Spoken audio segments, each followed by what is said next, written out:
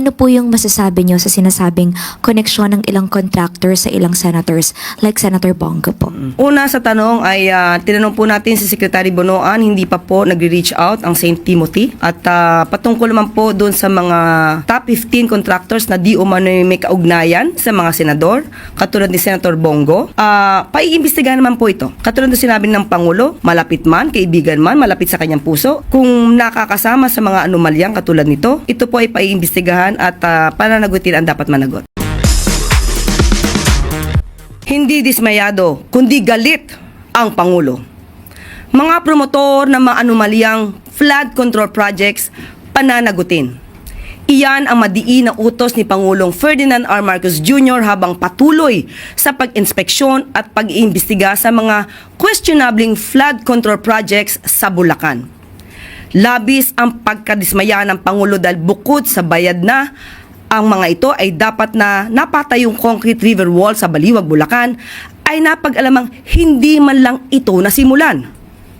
Mahigit 2,000 na reklamo na ang natanggap ni Pangulong Marcos Jr. mula sa sumbong sa Pangulo website simula nang i-launch ito noong nakaraang linggo. Layunin ng sumbong sa Pangulo website na hikayatin ang taong bayan na magsumbong sa pamahalaan tungkol sa mga irregular flood control projects sa bansa. Ilan sa mga reklamong ito ay personal na binisita ni Pangulong Marcos Jr. bilang bahagi ng hakbang na usigin ang mga nasa likod ng mga maanumalyang proyekto. Umabot sa 55 million pesos ang halaga ng concrete river wall project na inaasahang matatapos sana ngayong Oktubre. Batay sa inspeksyon ng Pangulo, sa papel lang natapos ang nasabing proyekto at may mga ulat pang balak na pagtakpan ang anomalyang ito. Nagbigay naman ng utos ang Pangulo sa DPWH sa kabila ng mga nadiskubring irregularidad. Ibigay ang buong listahan ng mga flood control projects para wala nang nakakalusot na ganitong mga proyekto. I-blacklist na rin ang mga mapang-abusong kontratista na bukod sa palpak ang trabaho ay maaaring sangkot sa mga iligal na gawain. Nagbabala din ang Pangulo sa lahat ng sangkot sa mga ghost flood control projects, lalo na iyong mga nasa gobyerno. Uusigin kayo ng batas. Pinakakasuhan ng Pangulo ang sinumang mapapatunayang may sala at kabilang sa kontsabahang ito. Dito naman tayo sa Baliwag dahil merong report na ligay sa atin na dumating dun sa website na itong kontrata para sa isang 55 million contract for the construction of reinforced concrete river walls at 4 Barangay Piel, Baliwag, Bulacan. Lahat itong project na ito, ghost project. I'm getting very angry with what's happening here. Walang ginawa, kahit isang araw hindi nagtrabaho, wala. Opo. Wala kang makita, puntahan ninyo, wala kayong makita kahit na ano. At maaari na po tayong tumanggap ng inyong mga katanungan. Unang tanong mula po kay Chris Jose ng Remate.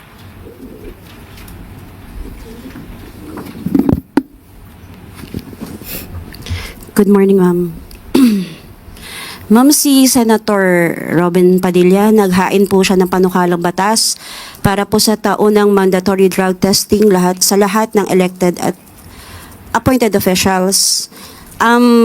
Ito po ay gagawin sa ilalim ng batas. Sa ilalim po ng batas, ang test po ay gagawin sa pamamagitan ng hair follicle test at urine test. Susuportahan po kaya ng Malacanang ang batas na ito ng senador? So ang nais po ni Senator Robin Padilla ay lahat ng Elected public officials at public officers. Sana po ay nabasa niya na po ang desisyon ng korte patungkol po dito. Social Justice Society versus Dangerous Drugs Board 2008, kung saan hindi po hinahayaan at ito ay labag sa konstitusyon at sa privacy kung lahat po, pag sinabi po natin lahat, universal testing, mandatory universal or universal testing. Ang allowed lamang po ay ang random drug testing. So baka magsayang lang po ng oras at pera, pondo, si Senator Robin Padilla. Aralin po muna niya po ang nais niyang gawing batas. So, ma'am, clarification lang po. Sinasabi niyo po na hindi po kayo pabor I mean, Hindi ko sinasabing hindi pabor. apo. Yan ay labag sa batas. Apo. Thank you po. Sunod na tanong mula kay Ana Bajo, GMA News Online. Morning, ma'am. Ma'am, may we get ano po yung naging reaction ni Presidente sa irrevocable resignation ni NBI Director Jaime Santiago? Sandali lamang po. Meron po sa ating pinabatid. NBI Director, yung resignation po niya for acceptance. Nagkausap pa po ba sila in the past days regarding this? Hindi po na ipaalam sa atin sa ngayon kung sila yung nagkausap, pero ang irrevocable resignation ni NBI Director ay for acceptance. Ma'am, how will this affect yung mga investigation na ginagawa ng NBI, lalong-lalo na po yung sa missing sa Bongero case? Marami naman pong mga tao pa rin po na may kredibilidad at maaasahan at mapagkakatiwalaan. Sila pa rin po ay patuloy na nagtatrabaho para dito. Meron po kaya tayo na ma'am na shortlist kung sino po ang papalit kay Santiago? Sa ngayon, wala pa po sa ating ibinibigay na anuman detalye. Thank you, ma'am. Sunod na tanong mula po kay Chloe Hufana, Business World. Good morning po, Yusek. The Konektadong Pinoy bill po is set to lapse on August 24. Given that it is a priority bill po of the President, what specific provisions is the President still reviewing that explain why he has not signed it? Or does he intend to sign it into law, or will he allow it to lapse without his signature? Hintayin na lang po muna natin ang magiging aksyon ng Pangulo patungkol sa Konektado Bill. So he has 3 days, if I'm not mistaken, before that. Ano po sa tingin nyo yung talagang nire-review ni President kaya hindi niya masign ka agad? Mas maganda po kasing reviewin lahat. Ayoko po mag-speculate, pero hintayin po natin ang magiging aksyon ng ating Pangulo patungkol po dyan. And last question, Yusek. Industry players expressed willingness to input on the implementing rules and regulations of the Konektadong Pinoy Bill. In the event it lapses into law as a way to address industry concerns, open po ba ang palas dito? Sa mga... Na tutulong po yung mga industry players sa IRR po. Wala naman po magiging problema kung sila po ay makakatulong at magiging maganda po ang pag-iimplementa ng sinasabing batas kung maipapasa ito. Wala pong tututulan ng Pangulo. Thank you po. Sunod na tanong mula kay Ivy Reyes, Bilyonaryo.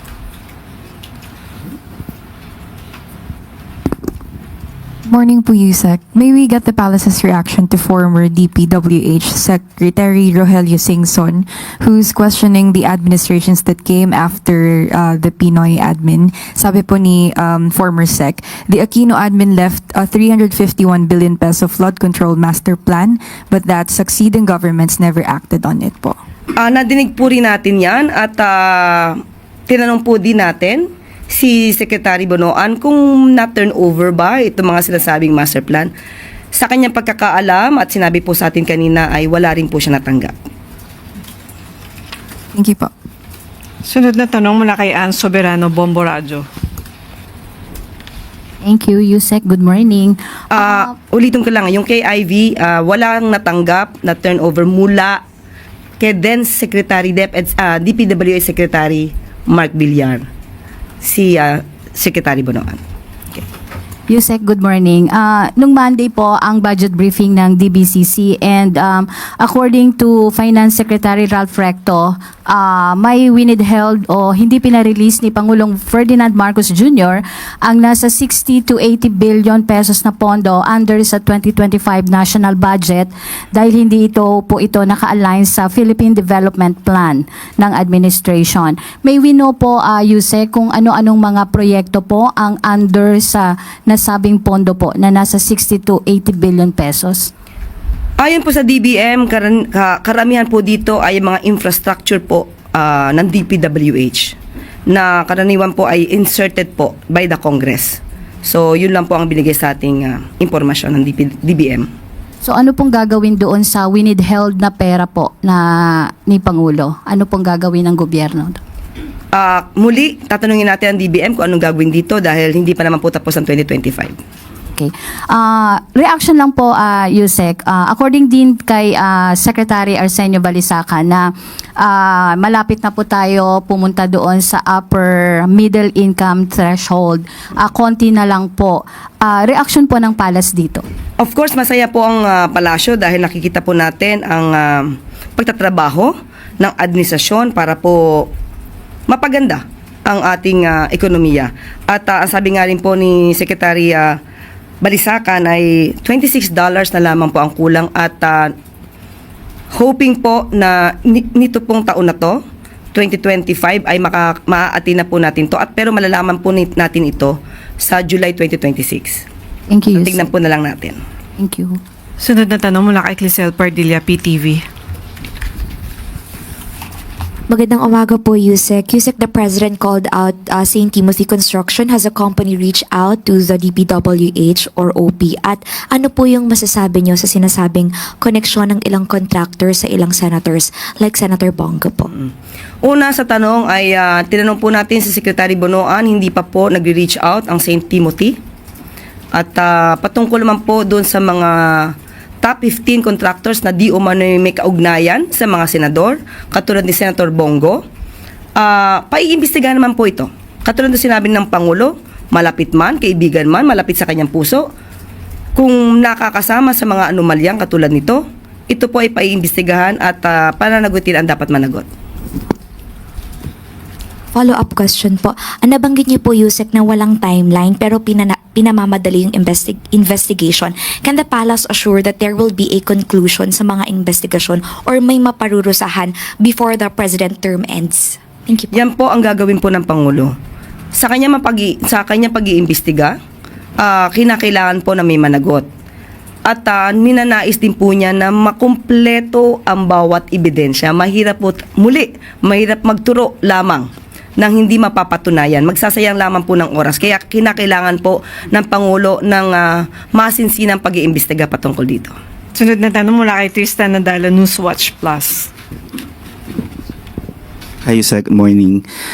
Vice President Sara Duterte recently made a short trip to Paris, France after her visit to Kuwait. And based on our monitoring, she outnumbered the number of foreign trips of the President, 11 kay VP Sara and at least 5 kay Pangulong Marcos. So can Malacanang confirm if all of these trips, whether official or personal, were duly cleared and approved by the Office of the President? And does the Palace support calls from lawmakers to release all travel records ng mga public officials? Kasi hinaman po ni VP Sara yung mga mambabatas to release their travel records. Dapat po bang gawin na yon para mawala yung mga questions ng mga tao?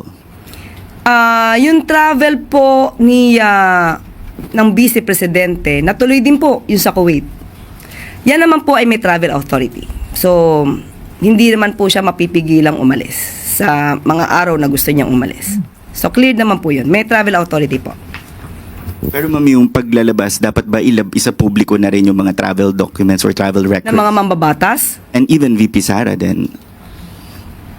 obligasyon naman po nila yun.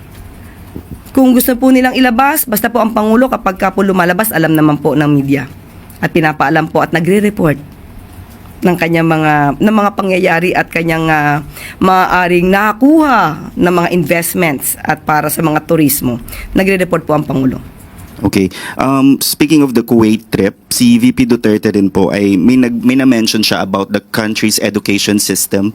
She said that the Philippines is being left behind in education compared to other countries, citing that students here are still stuck in paper and pencils. But since she herself once served as education secretary, does Malacanang consider this a fair assessment? And what is the Palace response to her remarks? Binigyan po siya ng pagkakataon, pinagtiwalaan siya ng Pangulo since 2022 hanggang 2024 para maging DepEd Secretary.